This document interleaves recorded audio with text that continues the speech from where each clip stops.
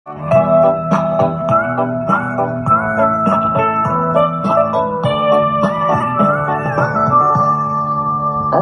yang cantik, engkau yang manis, engkau yang manja.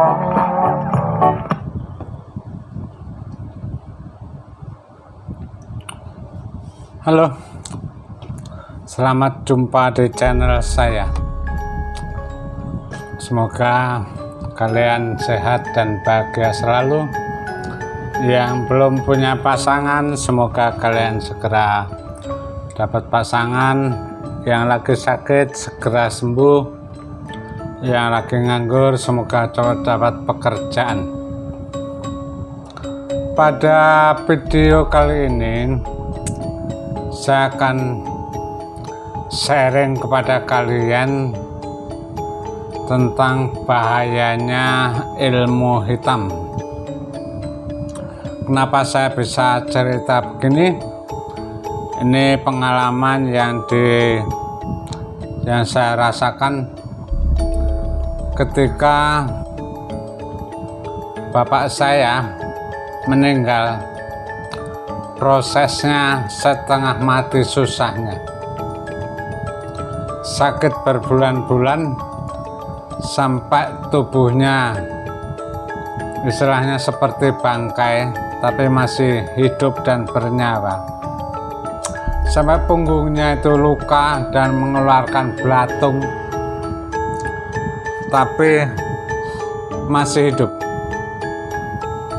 Kami anak-anaknya bukan mengendaki orang tua saya cepat meninggal, tetapi melihat kondisinya yang sakit tetapi tidak bisa disembuhkan sampai keluar belatung.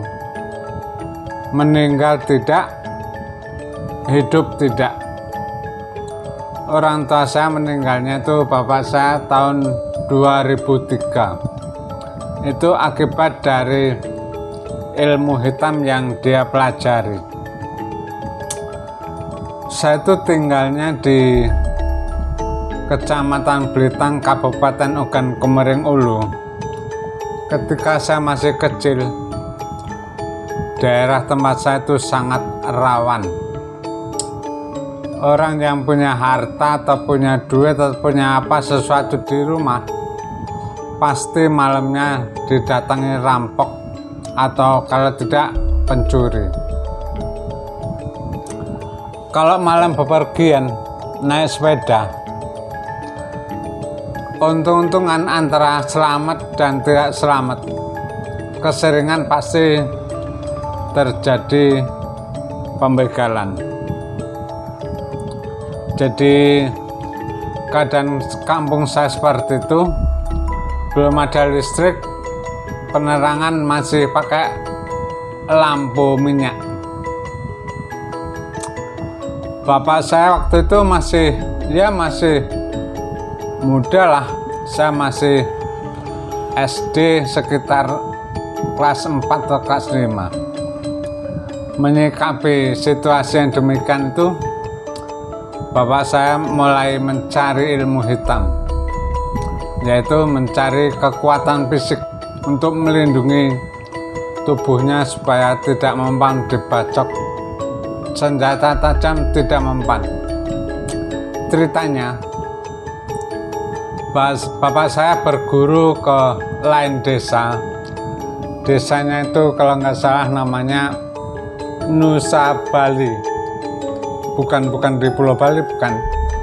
Tapi nama desanya Nusa Bali.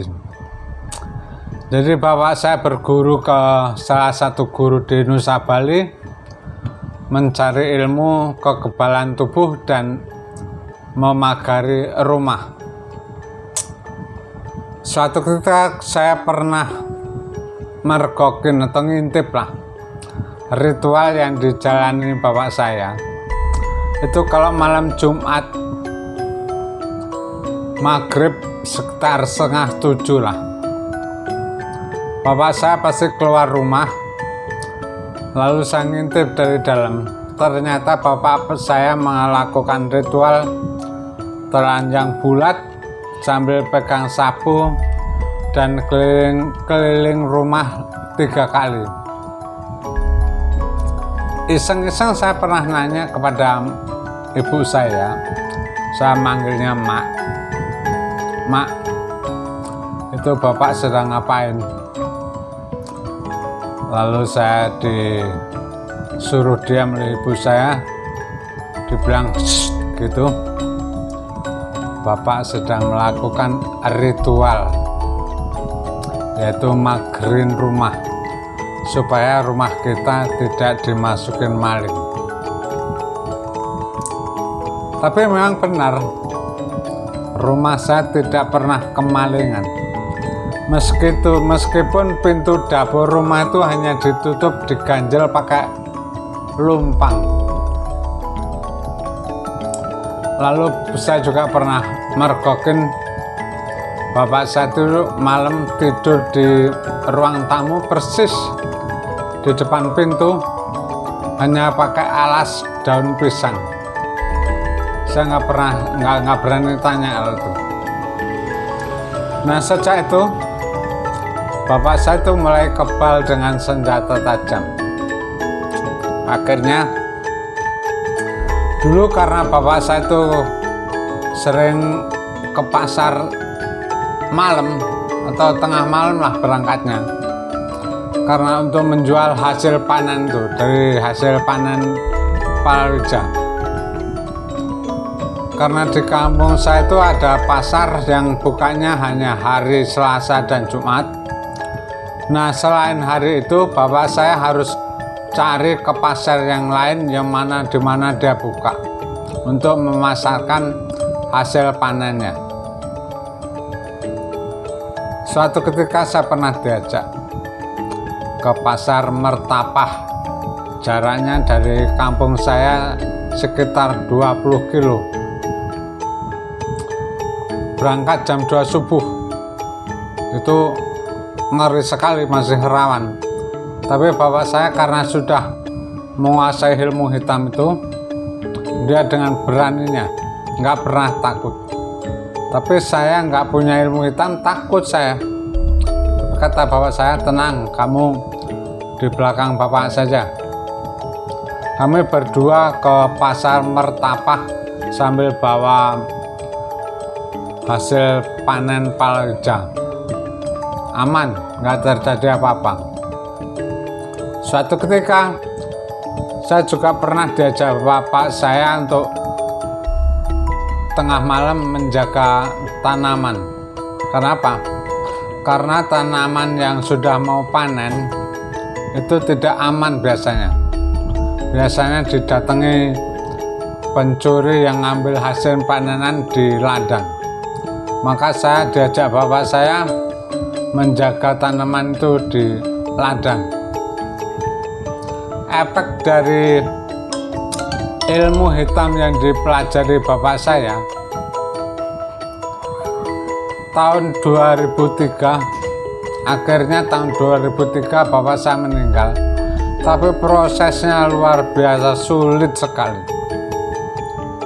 Bulan Juli pas liburan saya pulang ke Belitang jenguk bapak saya, sedih sekali. Kondisinya udah seperti bangkai hidup.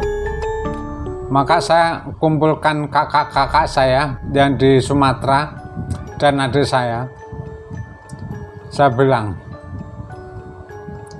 tolong carikan orang pinter supaya bapak dibersihkan ilmunya. Kakak-kakak saya bilang, sudah, semua orang pinter nyerah. Karena apa? Jimat atau aji-aji yang dipegang bapak saya itu sudah ditelan. Jadi orang pintar yang didatangin itu bilangnya nyerah, karena itu jimat bapakmu itu sudah ditelan. Lalu saya yang di Tangerang dengan kakak saya yang di Tangerang mendatangi sebuah kelompok pendoa di Tanjung Priok. Itu hari Jumat, saya lupa tanggalnya. Malam Jumat saya datang ke sana. Itu juga komentarnya sama.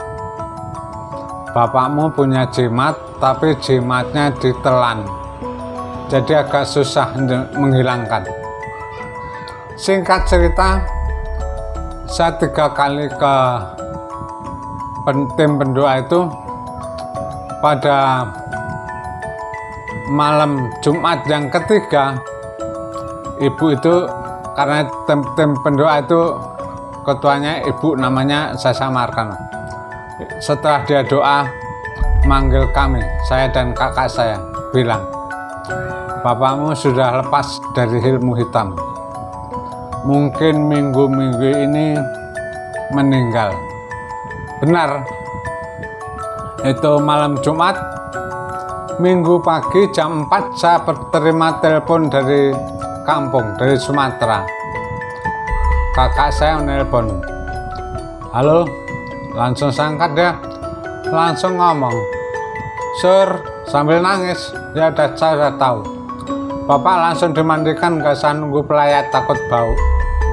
Benar, singkat cerita, subuh langsung dimandikan sama kakak-kakak saya di Sumatera. Keajaiban terjadi ketika bapak saya meninggal, dan tubuhnya itu banyak luka, seketika mengering. Belatung yang biasanya keluar dari tubuh bapak saya hilang sekenyap. Jadi intinya teman-teman, hati-hatilah dengan ilmu hitam. Saya menyadari bapak saya berguru mencari ilmu kekebalan tubuh dan memagari rumah, karena mengingat di kampung saya tahun 80-an tuh sangat rawan. Listrik nggak ada, belum ada penerangan apa-apa, maka jam 6 atau jam 7 itu udah gelap sekali. Jadi hati-hatilah kalian yang mempelajari ilmu hitam, kalau bisa sebelum meninggal cepat dilepas ilmu hitamnya itu. Jadi itu saja sharing pengalaman cerita saya. Video berikutnya saya akan membuat cerita begitu seramnya di kampung saya. Nanti tunggu saja video berikutnya ya. Saya akan membuat video tentang seramnya kampung saya.